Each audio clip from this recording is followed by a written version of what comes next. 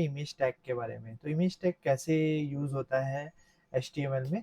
तो हमको एक IMG यूज़ करना है और SRC एट्रीब्यूट्स में इमेज का पाथ देना है। सो बेसिकली यहाँ पे हम लोग ने ऑलरेडी, मेरे पास एक इमेज है को एज ए कोड ब्रेकर का लोगो, और उसको हम सेट करेंगे। ठीक है, तो यहाँ पे हम कोड ब्रेकर डॉट जेपीजे डाल देते हैं, और एज ए ऑल्टरनेट कंटेंट भी लगता है इसमें। जो बेसिकली अगर इमेज लोड नहीं हुआ तो ये टेक्स्ट डिस्प्ले होगा, और you can say like image not found.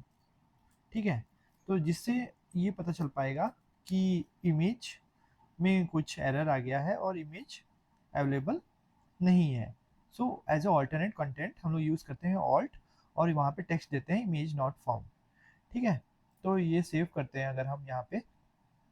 तो अगर आप देख पा रहे हो तो सोर्स एट्रीब्यूट एक यूज़ हुआ है जिसमें हम पाथ देते हैं, और एक ऑल्ट एट्रीब्यूट है जिसमें हम एज ए इफ इमेज कोई भी सर्वर से या कोई लिंक आप यूज़ कर रहे हो एक्चुअल में इम्प्लीमेंटेशन में, तो अगर वो इमेज अवेलेबल नहीं है और तो ऑल्ट कंटेंट डिस्प्ले होता है।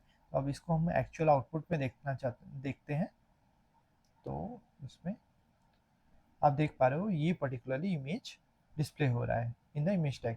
अब आप सोच रहे हो ये इमेज तो बहुत ही बड़ा है, इसका क्या विड्थ और हाइट बढ़ा कम कर सकते हैं? जी हाँ, इसका विड्थ और हाइट हम लोग कम कर सकते हैं।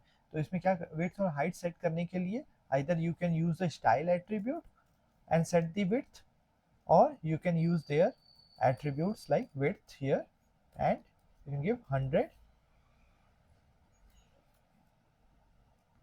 और फिर height 100।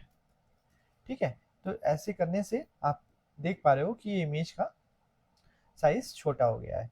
अब हम लोग एज ए ऑल्ट का कंटेंट भी देख सकते हैं। अगर मान लो यहाँ पे हम कुछ गलत नाम डाल देते हैं, तो अब हम यहाँ पे देख पा रहे हैं कि इमेज नॉट फाउंड, क्योंकि वो पर्टिकुलरली इमेज अवेलेबल नहीं था, और वो कहाँ से लिया, ऑल्ट कंटेंट से।